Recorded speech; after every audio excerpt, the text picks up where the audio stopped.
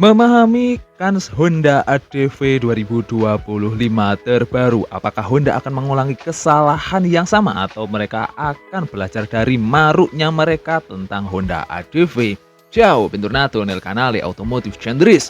Halo geng, gimana nih kabar kalian semua? Semoga kalian selalu dalam keadaan sehat walafiat ya, tanpa halangan dan kekurangan satu apapun ini. Dan semoga kalian selalu dalam lindungan Tuhan Yang Maha Esa, Allah Subhanahu wa taala. Amin amin ya rabbal alamin. Kalau besok aku nggak buat video lagi, nggak upload video lagi, kalian tahu ya, aku mungkin udah dikasih paham sama owner dari ADV.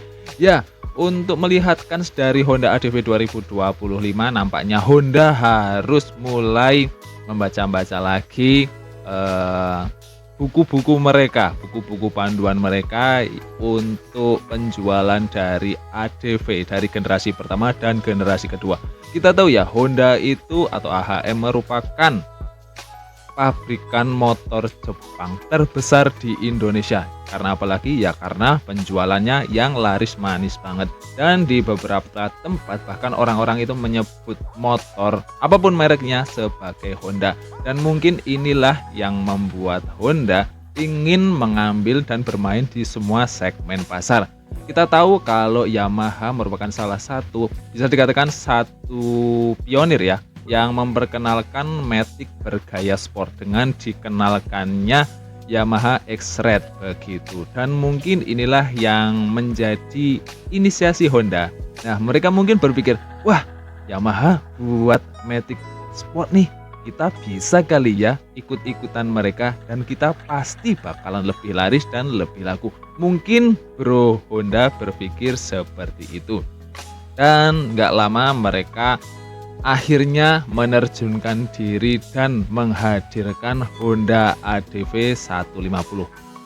Pertama kali kalau nggak salah hadir Honda ADV 150 ini di sekitaran tahun 2019 ya. Ya sebenarnya mereka udah pernah dan sempat bermain motor-motor Matic beraura off-road itu pada Honda Beat-nya. Tapi ini enggak banget. Ini cuma Honda Beat biasa tapi dikasih ataupun dilepas cover stangnya. Ini berbeda dengan pendekatan yang dilakukan Honda pada ADV-nya. Ya, di awal kemunculannya Honda ADV itu sangat menggebrak banget. Siapa sih yang enggak kesengsem sama Honda ADV?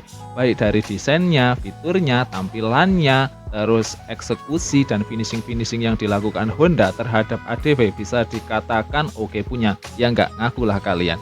Saya sendiri sangat mengapresiasi dan sangat kagum dengan Honda ADV ini, terutama di area desainnya. Desainnya ini yang bener-bener lagi, aura-auranya itu aura-auran bukan ya, auranya itu aura yang ganteng banget, maco banget, dan motor-motor touring lah seperti itu. Kasarannya motor ini dikasih sedikit perintilan-perintilan adventure ataupun touring itu udah cakep banget, siap dibawa touring berkeliling Indonesia seperti itu ya. Dan ini memang kayaknya berjalan mulus, berjalan lancar di awal kehadiran dan kemunculan Honda ADV 150. Bahkan di awal-awal kemunculannya pasti indennya ataupun angka penjualan unit dari ADV ini melonjak tajam seperti itu.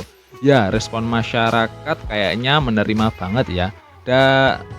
Tapi bisa dikatakan nasib yang diterima ADV ini seperti tetangga di sebelah, kompetitor di sebelah. X-Red 125 kembali ataupun bisa dikatakan mengalami penurunan minat terhadapnya. Ini pun yang terjadi dengan ADV 160 ataupun ADV generasi 2. Nggak banyak perubahan yang dilakukan Honda kepada ADV 160 ini ya guys ya.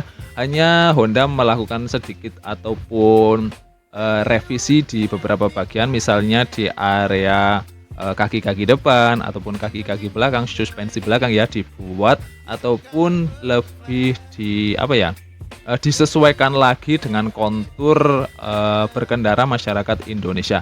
Dan ini menjadi hal yang positif banget karena Honda memberikan improvement di area suspensi ini menjadikan suspensi ADV ini salah satu yang terbaik dan terenak di kelasnya. Tapi hal ini nggak sejalan dengan penjualan dari ADV geng.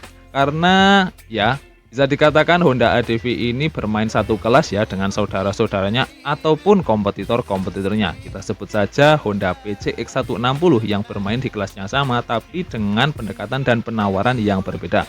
Ataupun dengan saudara dekatnya Honda Vario 160 punya basis mesin yang hampir sama dengan PCX dan Vario ataupun ADV. Tapi Vario 160 ini menawarkan harga yang lebih bersahabat, lebih terjangkau seperti itu, geng. Dan untuk kompetitor lain ada Yamaha NMAX ataupun NMAX Turbo dengan posisi berkendara yang cukup berbeda, dengan finishing yang berbeda, dengan penawaran kenyamanan dan fitur-fitur yang berbeda, membuat ADV ini juga kayaknya kelabakan menghadapi kompetitornya, apalagi dengan kehadiran dari Aerox Alpha Turbo terbaru ini. Ini pun yang menjadikan ADV ini kayak ogah-ogahan ya. Honda kayaknya ogah-ogahan juga memberikan improvement dan pengembangan-pengembangan pada ADV ini. Dan kembali lagi kepada faktor dari ADV-nya sendiri yang baik ADV 150 ataupun 160 ini desainnya oke, fiturnya oke banget, finishingnya oke punya, tapi ini kayak segmented banget. Jadi Honda ini kayaknya salah bermain di kelas. Ya benar, dia bermain di kelas Kutik Gambot dengan rasa off-road, tapi ini kan kayaknya segmennya kecil banget kalau kita bandingkan dengan saudaranya PCX.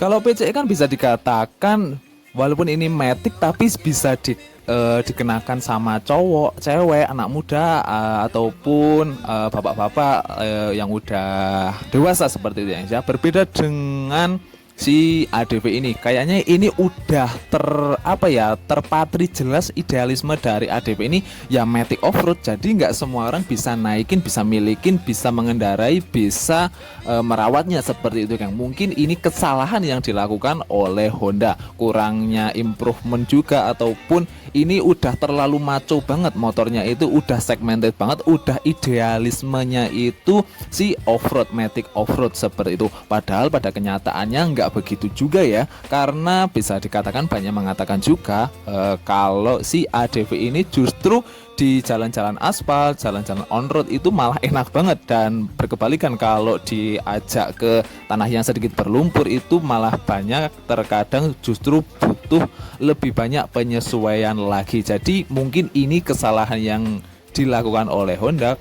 Udah motornya ini bisa dikatakan harganya cukup mahal, tapi kurang promosi ataupun kurang menyerap aspirasi dari customernya, ataupun emang udah terpatri idealismenya si ADV ini ya motor off-road, matic off-road. Jadi nggak bisa buat daily, nggak bisa buat keseharian. Mungkin ini kesalahan yang udah terlanjur dilakukan oleh Honda. Jadi untuk kans di ADV 2025 gimana? Apakah Honda akan memberikan perubahan-perbaikan ataupun masih sama saja?